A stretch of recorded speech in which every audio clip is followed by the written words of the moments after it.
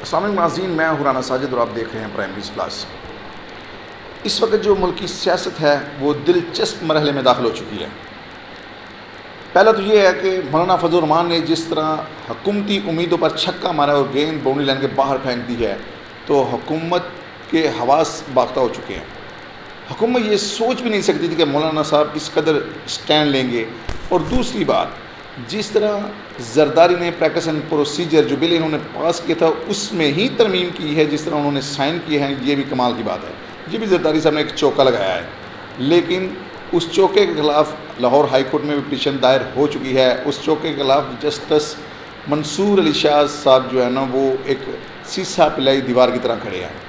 تیسری بات یہ ہے کہ جس طرح پنجاب حکومت نے پاکستان تحریک انصاف کے جلسے میں رکاوٹ کھڑی کی، جس طرح انہوں نے ایک شارٹ ٹائم میں ان کو ایک جگہ جو ہے جو مویشی منڈی ہے، کہنا مویشی منڈی ہے، وہاں پر ایک جگہ تعینات کر کے دی جہاں پر گندگی اور کے ڈھیر لگے ہوئے تھے، لیکن وہاں پر اس قدر کراؤڈ پہنچا تحریک انصاف کا، جو کہ یہ جو کراؤڈ تھا یہ لاہور کے آس پاس شہروں کا تھا، لاہور کا تھا۔ اب بھی جو دوسرے جو صوبوں سے لوگ آ رہے تھے وہ تو وہاں تک پہنچے بھی نہیں ہیں۔ اس سے پہلے جو ہے نا انتظامیہ نے کہہ دیا تھا کہ بھئی آپ کا جو ہے نا ٹائم ختم ہو گیا، ہم نے 3 گھنٹے کا ٹائم دیا تھا، 3 گھنٹے میں آپ نے ایک جلسہ کرنا تھا، آپ نے جو بھی کیا بس ختم، کیونکہ یہ ایک شادی کی تقریب تھی اس لیے انہوں نے بند کروا دیا۔ اب حالات یہ ہو چکے ہیں کہ عمران خان نے جو کے پی کے وزیر علی امین گنڈا پور تھے، انہوں نے میاں والی میں جلسے کا اعلان کیا تھا، لیکن عمران خان نے یہ کہا کہ میاں والی کا جلسہ کینسل کیا جائے، راول پنڈی میں لیاقت باغ میں جلسہ کیا جائے۔ اب جو گیند ہے وہ عمران خان کے ہاتھ میں ہے۔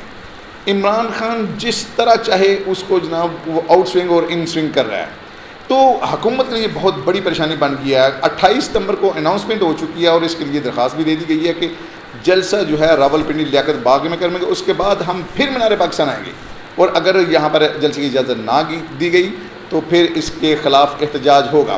چوتھا جناب ایک اور بہت دلچسپ جو ہے نا اس وقت جو پی ڈی ایم حکومت ہے، جیسے خواجہ آصف جو اور نون لیگی جو وزراء ہیں وہ اس وقت کہہ رہے ہیں کہ عمران خان اسرائیل کا حامی ہے، عمران خان اسرائیل سے محبت کرتا ہے، عمران خان سے بڑا کوئی اسرائیل کا حامی ہو ہی نہیں سکتا۔